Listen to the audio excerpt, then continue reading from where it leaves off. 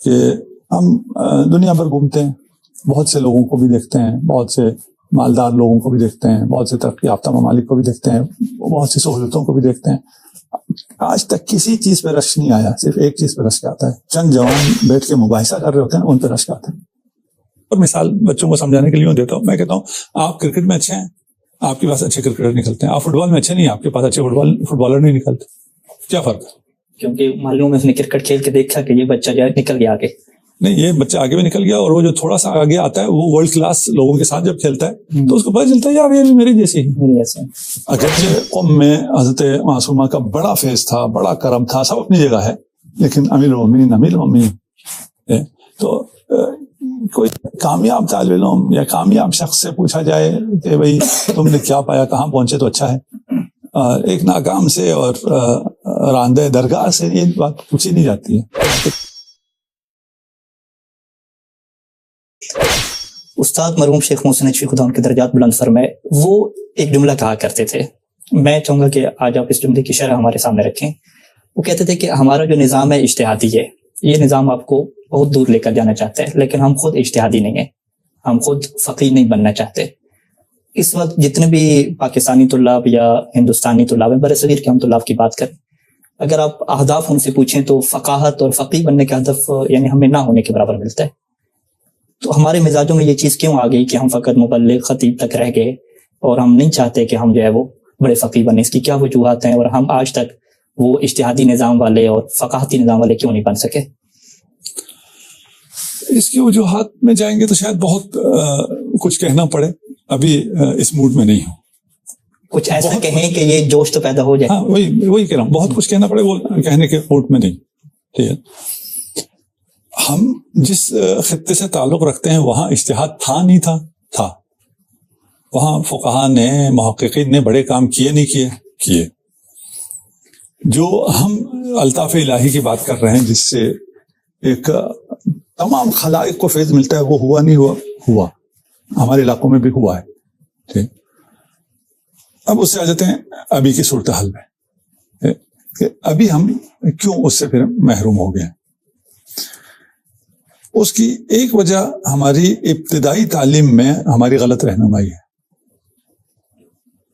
ایک دینی طالب علم ایک مدرسے میں آتا ہے، مدارس میں آتا ہے، اس کی ابتدائی دینی تعلیم کے 4-5 سال وہاں ہوتا ہے جہاں یہ جو ابھی ہم نے باتیں کی ہیں ان کا بہت کم جھلک وہاں انہوں نے دیکھی ہوئی ہوتی. ہم نے تو نہیں دیکھی ہوتی، یعنی ہم کسی کی بات ہوتے ہیں تقرب الہی، عشق اور محبت کی باتیں یہ تو نہیں سنی ہوتی، یعنی اپنے ابتدائی دور میں، یا پھر سنی ہوں گی سمجھ نہیں آتی ہوں گی. وہ اس طرح یعنی کم ہوتا ہے، جس کی وجہ سے وہ ہدف زندگی کا نہیں بن پاتا ہے، اور اصل اس وقت بن رہا ہوتا ہے.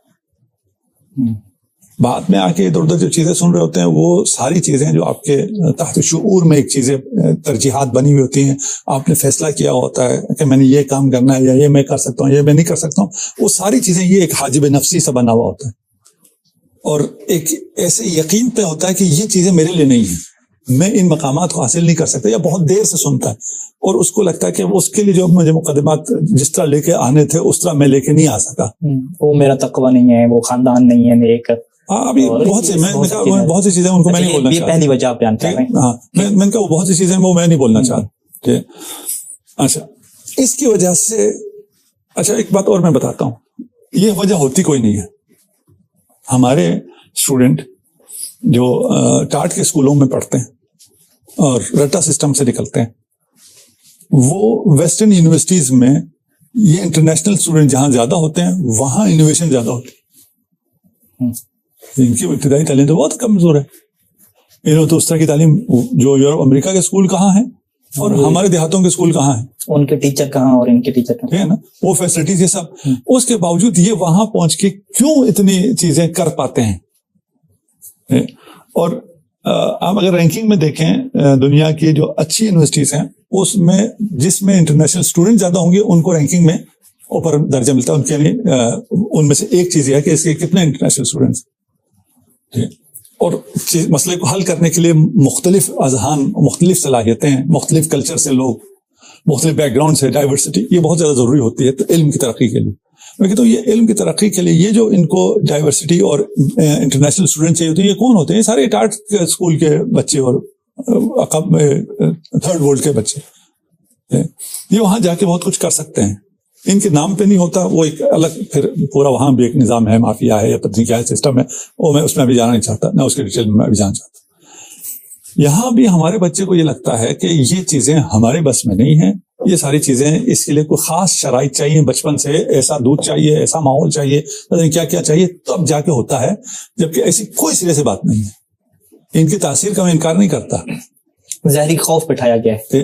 نہیں یہ کہہ رہا ہوں، ان کی تاثیر کا میں انکار نہیں کر رہا ہوں. وضعی تاثیر کا جی ہاں، وضعی تاثیر تو ہے ہی نہیں. اچھا نہیں ہے، ہاں وہ نہ کہ ہے، لیکن جو اس طرف آنا چاہتا ہے اس کے لیے رکاوٹ نہیں، اس کے لیے یہ وضعی تاثیر بھی اس کے ہاتھ میں ہے جو اس کو جب چاہے تبدیل کر سکتا ہے نا. اس سے اگر سمجھ میں آ گیا تو میری ساری باتیں جی بالکل. منتقل تقدیر الہی جو ہے وہ جب تبدیل ہو جاتی ہے، وہی کہہ رہا ہوں، میں بچوں کے لیے کہہ رہا ہوں، بچوں کے لیے کہہ رہا ہوں، یہ جو وضعی تاثرات ہیں یہ تبدیل ہو سکتی ہیں، اور وہ اگر چاہے اسے اگر راضی کر لو تو وہ آپ تبدیل کر سکتا ہے. اور ایسی تبدیلی کہ وہ بری کی جگہ پہ اچھائی دی جائے گی، شروع سے بہت اچھا. سیئات بالحسنات. تو جب یہ تبدیلی کا عنصر موجود ہے ہمارے پاس کیمیکل، تو اس میں گھبراہٹ کی کیا ضرورت ہے؟ اس لیے یہ چیزیں نہیں سمجھائی جاتی، ہمارے بچوں کو یہ نہیں سمجھایا جاتا. وہ اس کی وجہ سے ایک مایوسی ان کے اندر ہوتی ہے. اس طرح تو نہیں آتا. ہاں، کیونکہ یہ پچھلا میرا ہے، یہ سیئات ہیں. سیئات سے مراد اس طرح تابناک ماضی نہیں ہے کہ ان سیئات کے ساتھ میں یہ مقام حاصل کروں، یہ میرے ممکن مایوسی آ گئی. اللہ کی رحمت سے ایک طرح سے بھروسہ اٹھ گیا. ہاں دیکھیں، یہ نظام پہ پوری طرح یقین نہ ہونا ہے. یہ ادھر ہم پہلے کہا تھا کہ یہ صرف آپ کی محنت نہیں ہے، صرف کے ساتھ کہا تھا جی بالکل، صرف کتنا کتاب پڑھا یہ نہیں ہے. ادھر اور بہت سے فیکٹرز ہیں جس سے ساتھ چلنا ہوتا ہے، اور اس کے بعد لوگوں کی قسمت بدلتی ہے، لوگوں کو مقامات ملتے ہیں، اور یہ مقامات بھی پھر بالکل الگ دنیا ہی الگ ہے.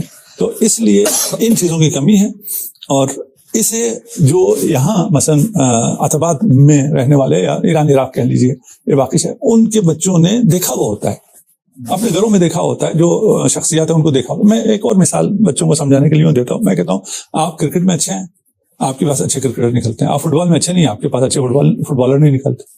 کیا فرق ہے؟ کیونکہ معلوم ہے اس نے کرکٹ کھیل کے دیکھا کہ یہ بچہ جو ہے نکل گیا آگے. نہیں، یہ بچہ آگے بھی نکل گیا، اور وہ جو تھوڑا سا آگے آتا ہے وہ ورلڈ کلاس لوگوں کے ساتھ جب کھیلتا ہے تو اس کو پتہ چلتا ہے یار یہ میرے جیسے ہے نا، اس کو بھی میں آؤٹ کر لیتا ہوں، اس کو بھی میں چھکا مار لیتا ہوں، ختم ہوگی بات. اس کا کانفیڈنس لیول ادھر آ جاتا ہے. جبکہ فٹ بال میں ایسا نہیں ہوتا ہے نا. وہ اس کو دیکھ کے ہی اس کی کام پہ ٹانگنے لگتی ہے، جو اس نے نام سنا ہوتا ہے فلان ہوتا ہے، پریکٹس میں تو اس کے ساتھ موقع نہیں ملا ہوتا. تو یہاں ادھر ان کو پریکٹس ایران عراق میں ہے کہ وہ پریکٹس کا موقع ملا ہوتا ہے، ان کو پتا ہوتا ہے یہ بشر ٹھیک ہے نا، یہ تو ہم بھی ان سے جیت جاتے ہیں. یہ استدلال انہوں نے کیا، یہ استدلال ہم نے کیا، یہ تو ہو گیا.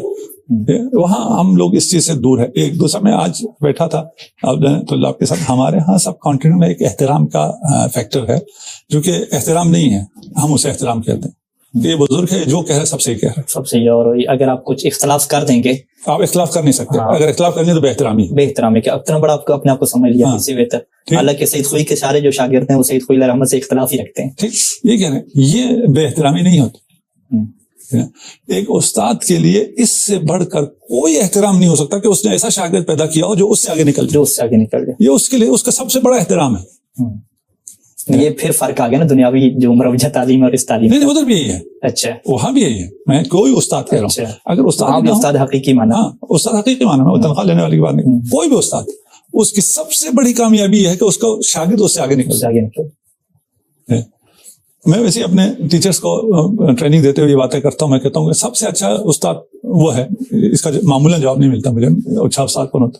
میں کہتا ہوں جو اسٹوڈنٹس کہیں کہ اس کو کچھ بھی نہیں آتا، وہ سب سے اچھا استاد ہے. یہ ہمارے حوضوں میں بھی مشکل ہے. آپ بھی استاد ہیں، آپ کو بھی یہ کہہ دوں.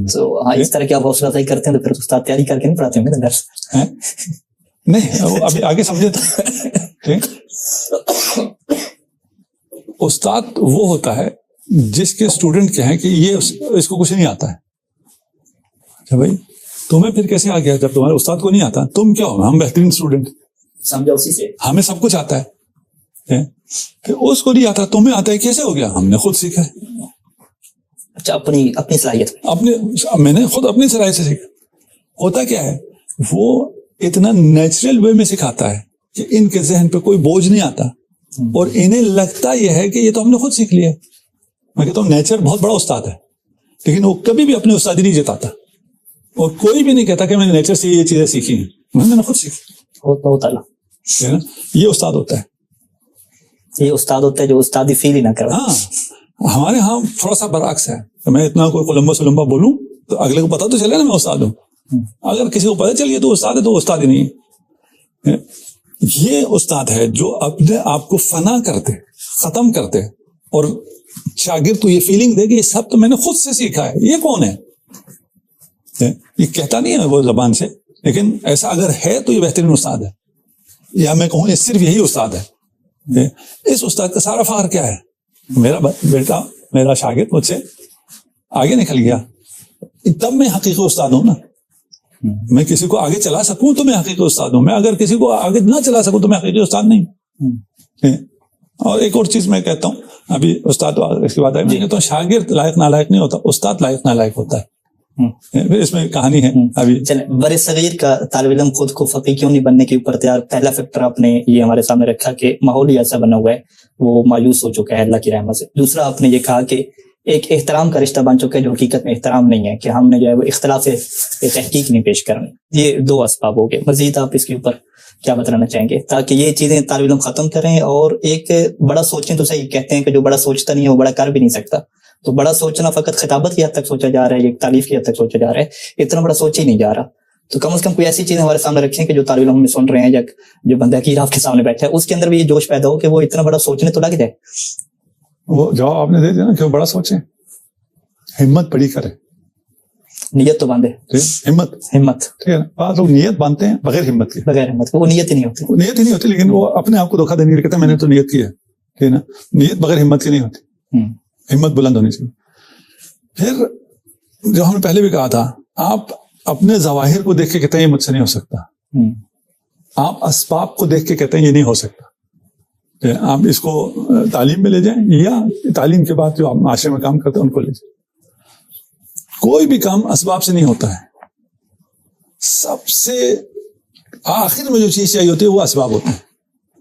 اسباب بھی شاید کچھ لوگوں کو سمجھ نہیں آئے. پیسے, ہم کام کرنا چاہتے ہیں, پیسے نہیں ہے, پیسے چاہیے نہیں ہوتے کام کے. یہ میں کوشش کرتا ہوں طالب علموں کو یہ سمجھانے کی, لیکن مجھے پتا ہے کہ سمجھ نہیں آتی. ٹھیک ہے, پیسے تو جو سب سے آخر میں چاہیے ہوتا ہے وہ ہوتا ہے پیسے, یا پیسے سرے سے چاہیے ہی نہیں ہوتے ہیں. ان چیزوں میں آپ کو جو چاہیے وہ نظر لطف الہی چاہیے. آپ جاتے ہیں نا حرم, کہ آپ اجازت مانگتے ہیں اور پھر کیا کہتے ہیں, کہتے ہیں اگر میں اہل نہیں ہوں تو آپ اہل. تو آپ نے جس سے لینا ادھر نگاہ کرو اور پھر کہو ہو سکتا ہے دے سکتا ہے یا نہیں دے سکتا. وہ اہل ہے یا نہیں ہے, مجھے فقاہت دے دے, وہ اہل ہے. میں تو ختم, باتیں ساری ختم ہو گئی. میری ہمت بلند کیسے نہیں ہو رہی؟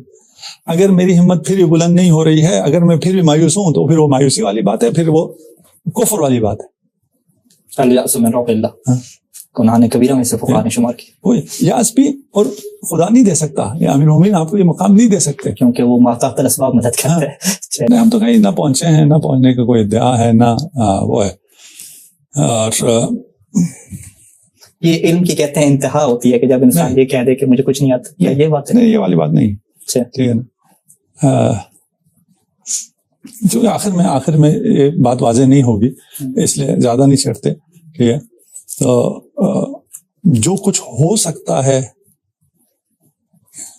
جو کچھ پایا جا سکتا ہے وہ, اور جو کچھ کھو دیا ہے, ہم ابھی عمر کے اس حصے میں جہاں ہم کھو چکے ہیں, اب اس حصے میں نہیں ہے. وہ ایک الگ بحث ہے, اس بحث میں ابھی میں نہیں جا رہا ہوں. یہاں سے بھی نا امیدی والی بات نہیں ہو رہی ہے. ظاہری جو لوگوں کو محسوس جو چیزیں ہیں ان کی بات ہو رہی ہے. اس کے علاوہ کوئی پتہ نہیں ہے ادھر کا کیا ہے, وہ قیامت کے دن پتہ چلے گا کہ کتنا اخلاص تھا, نہیں تھا, کوئی چیز قبول ہوئی ہے, نہیں ہوئی ہے.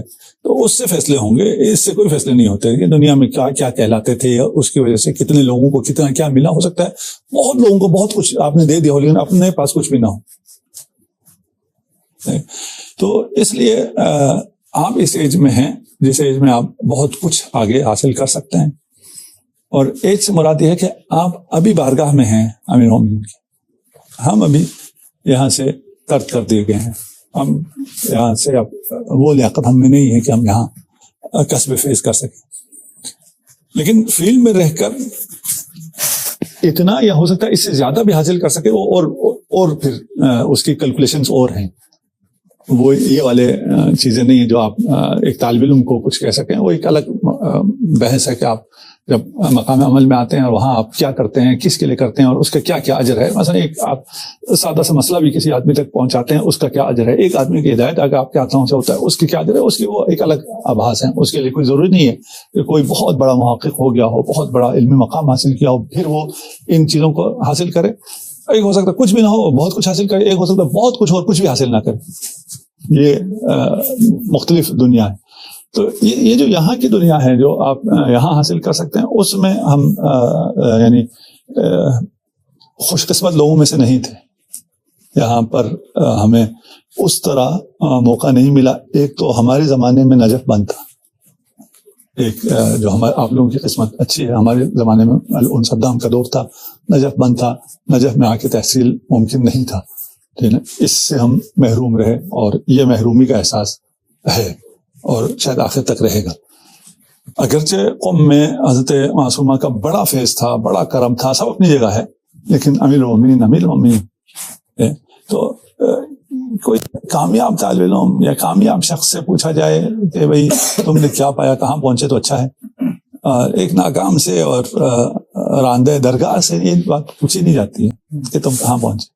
علم کا سفر تو جیسے آپ نے کہا کہ قبر تک جاری رہتا ہے، تو جس کا سفر جاری ہو ابھی، اس سے نہیں پوچھا جاتا کہ پہنچ پائے یا نہیں پہنچ پائے. سفر میں تھوڑا سا اختلاف آ جاتا ہے. اور پھر یہ تھوڑی سی آبھاس دوبارہ وہ پچھلی والی کچھ ویسے دوبارہ کھل جائیں گی، میں ابھی کھولنا نہیں چاہتا ہوں. تھوڑی سی کیفیت میں فرق آ جاتا ہے. مثلا میں طالب علموں سے ایک بات کرتا ہوں کہ ہم دنیا بھر گھومتے ہیں، بہت سے لوگوں کو بھی دیکھتے ہیں، بہت سے مالدار لوگوں کو بھی دیکھتے ہیں، بہت سے ترقی یافتہ ممالک کو بھی دیکھتے ہیں، بہت سی سہولتوں کو بھی دیکھتے ہیں. آج تک کسی چیز پہ رش نہیں آیا، صرف ایک چیز پہ رش آتا ہے. جوان السلام علیکم دوستو، اگر رش آپ کو ہماری یہ ویڈیو اچھی لگی ہو تو چینل کو لائک، سبسکرائب اور شیئر ضرور کیجیے گا. آپ کا بہت شکریہ.